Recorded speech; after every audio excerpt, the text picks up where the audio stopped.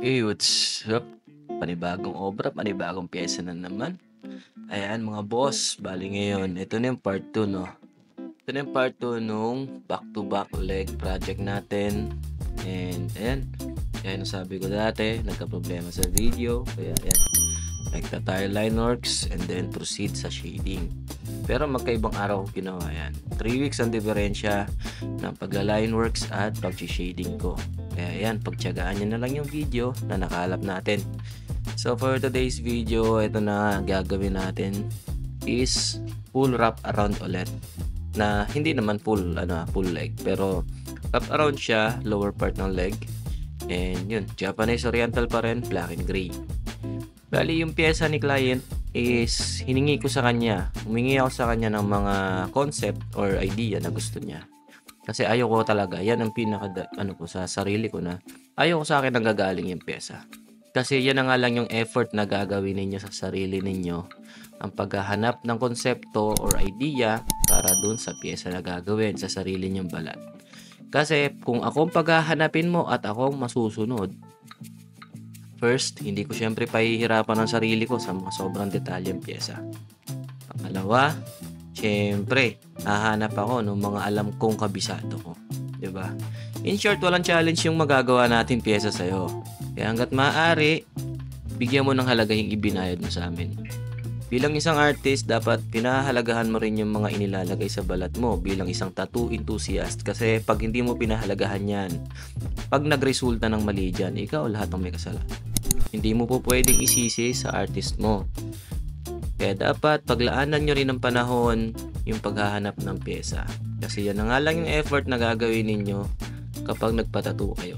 Hindi ko na tinanong kay client kung anong mga meaning na itong mga pyesa na pinaglalagay niya, itong mga nagustuhan niya.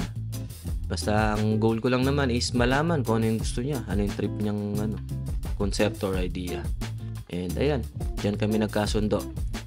Kung napapansin niya, meron diyang golden tiger. Hindi siya magmumukhang gold sa tattoo natin kasi nga is black and gray siya. So gagawin na lang natin siya mukha siyang makintab. Diba? Mukha siyang makinang kahit na black and gray siya. Mukha siyang shining and shimmering. Pero yung natin dyan, yan yung golden tiger. Tapos sa kabila is yung frog na nakatapak dun sa mga coins na gold. Gusto kasi nila ng mga lucky tattoo na tinatawag. Yung mga pampaswerte ba na tattoo.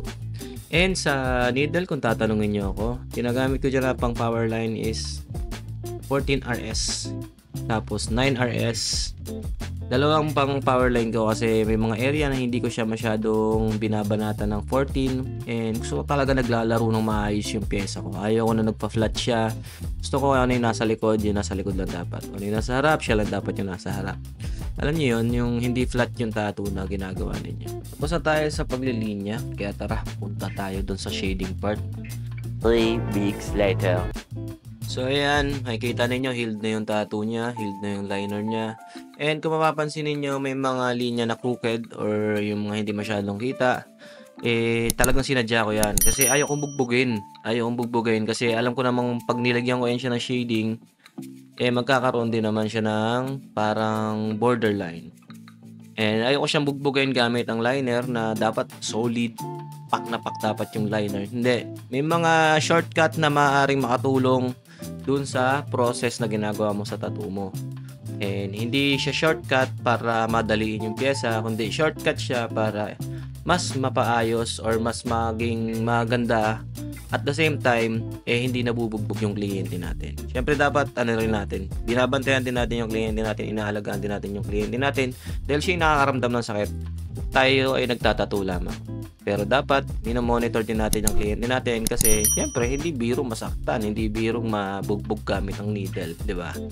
Dapat alam din natin kung paano siya ginagawa ng paraan para mas maging convenient yung pagpapatattoo ng kliyente natin.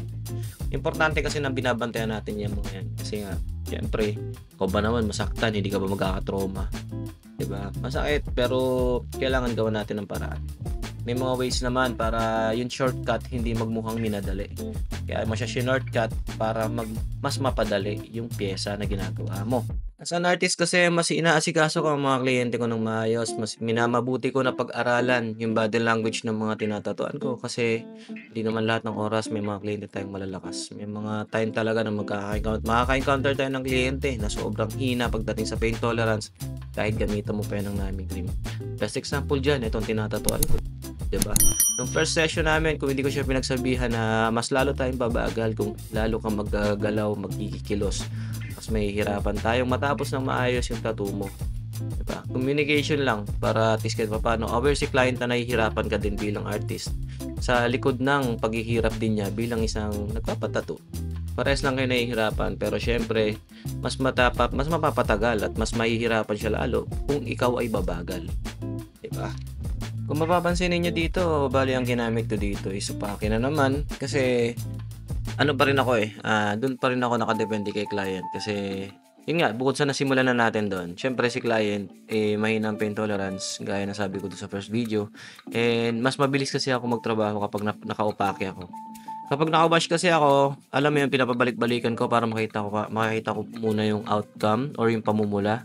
Kasi the more na mamumula, the more na magi-gray. Pero pag may opake ka na semi-wash yung gagawin mong technique para mong i-binawash din, sa ganyan kasi makikita mo na kagad ng resulta. Magbo-blow out na kagad yung kulay ng gray. So, ibig sabihin, hindi mo na kailangan mo siya masyadong papulahin. Kita mo na kagad yung resulta. Kaya yun, mas malilesen yung yung trabaho. And kung mapapansin niyo dyan sa video na yan, may sugat si client, iniwasan ko yan. Bahala siya sa buhay niya. Nasugatan daw siya, hindi ko alam saan niya na ano daw yata yan sa pag-aahit. Ewan ko kung ba't nagkaganyan. Malaking tao kasi si client and maputi. Ang hirap itago ng mga yan. Pero bahala na. Kung magpapanagpo kami, i-retouch ko yan siya. Pero pagka hindi na kami nagpanagpo, kung hindi na makabalik ng Taiwan, si Lord na ang bahala kung kailan ako pwedeng bumalik ng Taiwan. Pero sana makabalik ng Taiwan para magtattoo na lang, hindi para maging isang OFW ulit. Kasi may mga kliyente tayo dyan na talagang solido sumuporta gaya nitong mga kliyente ko na to na Taiwanese, and sana mabalikan ko sila. Siyempre pasasalamat man lang din sa naging nila sa akin, naging ambag nila bilang isang tattoo artist. Malaki ang naging development ko nung nandito ako kasi ang dami kong mga naging trial and error pagdating sa mga Japanese Oriental na piyesa. Madami akong mga naging kliyente dito na puro Japanese Oriental ang piyesa, especially sa mga Taiwanese kasi talagang moron sila hindi ko sila ma-convince na gawan ko sila ng new school pagdating sa Japanese Oriental. Talagang moron sila traditional pagdating sa mga ganitong piyesa. And syempre, din naman tayo, grateful tayo sa mga nagaganap sa buhay natin kasi nga kahit sabihin mong hindi mo forte yan, obliga talaga tayong pag-aralan. At the same time, natututo tayo ng biglaan. Yung mga hindi natin inaasahan kasi alam nyo naman hindi ko forte ang Japanese Oriental. Isa to sa humubog sa akin pero hindi ko siya masyadong ginamay kasi nga syempre nandoon tayo sa part na gusto talaga natin gumawa ng mga realism, black and gray na realism, 'di ba? Doon kasi tayo naka-focus noon. Pero nung napadpad ako ng Taiwan, yun sobrang Japanese Oriental yung mga natatanggap natin sa pagdating sa mga kliyente. And yun, thankful tayo at grateful tayo dun sa mga nagaganap na yun kasi isa yun sa mga naging natin, stepping stone para at least kahit paano mas marami tayong matututunan kahit hindi tayo sumasali ng mga tattoo competition. Tagal ko na nga rin hindi nakakasali ng mga tattoo competition dito sa Taiwan, siguro nakadalawa lang ako. And thankful naman kasi nga nakadalawang champion tayo pagdating sa pre-made ng colored. And sa on the spot, hindi tayo makasungkit, hindi ko malaman kung bakit. Pero try natin pagdating sa Pilipinas, 'di ba? Wala nang mawawala kung sali lang ng sali. Palag-palag lang palagi. Kasi kapag pinanghinaan ka, mahihirapan ka pagdating sa mga laban na ganyan, gaya ng mga tattoo competition, magkakaproblema ka lang. Kaya hangga't maaari, tibayan mo lang loob mo, ano man ang dumating sa'yo, pagpasalamat mo, kasi lagi ang may resulta na maganda. Hindi ka na mabibigyan ng hindi ka na mabibigyan ng trial ng Panginoon kung hindi mo kayang gawin yan, kung hindi mo kayang lagpasan yan. Kaya kailangan, huwag mo lang tambayan ang problema, galawan mo, kasi pag hindi mo ginalawan yan, mahihirapan ka lang din. And syempre, isa pa sa mga pinaka-the best na advice na mabibigay natin sa mga bagong tattoo artist, huwag kayong masisiro sa pera. Kasi ang pera, nandiyan lang yan. Pag kayo ay nasira na ng gusto sa mga kliyente ninyo, wala na. Yung pera na nandiyan lang, mawawala yan ng tuluyan. Tandaan ninyo, balat yung tinatatuan ninyo. Hindi yan siya papel na pwede ninyong itapon kapag hindi nyo na nagustuhan. At ayan, isi-share ko sa inyo kung bakit ako mukhang tanga dyan na naka-shades. Diba? Mukhang tanga sa pakiramdam ko Diba? Pero napakalaking bagay niya yung salamin na yan. Isa yan sa tumutulong sa akin ngayon kung paano ko makikita kung sapat na ba yung ink na nilalagay ko sa isang tattoo. Kasi makikita mo ng mas malinaw, mas enhance yung nakikita ng sarili mong mata. Kung ano yung nakikita mo sa camera na may CBL, ganun din ang makikita mo dyan. Mas ano siya, mas makikita mo ng maayos kung over na ba, kung okay na ba yung ink na yon, 'di ba? Kasi minsan kasi kapag nagkukulay tayo, makikita natin namumula. Tapos kala natin meron na, pero magugulat ka maya-maya wala pa lang laman, 'di ba? Lalo especially sa pag-wash or pagpo-color blending. Diyan natin makikita 'yan. Malaking bagay 'yan, try nyo. So ayan, hanggang dito na lang muna, no. Bali, sana nagustuhan ninyo yung pyesa natin na back to back nating kinulayan. Yan. Wrap around lower part na leg na Japanese Oriental and customized design. Sa lahat ng gusto mong patato, message nyo lang ako sa aking mga social media account. Meron tayong Blue Up, Red Up. And sa gusto magpatato from Norte, yan. Sa Norte kasi tayo mag-i-stay, yan. Message na lang. Pero tumatanggap tayo ng mga home service kung meron tayong mga malalapit na area. And pwede nyo ako message dyan sa aking mga social media account. Usap tayo kung paano natin gagawin yung session. Kung gusto mo ng home service, kung kaya mo puntahan sa lugar namin sa Apayao, pwede naman. Sa Las Piñas, pwede rin ako mag-stay. Basta depende talaga sa pag-uusap. Usap muna tayo bago tayo pagkasunduan yung pyesa. Para kung dadayuhin man kita kung saan ka man lupalop ng lugar dito sa Pilipinas, napagkasunduan natin. Kasi syempre yung dream bill yung biyahe. Pero hanggat maaari, kaya nating lalakbayin natin.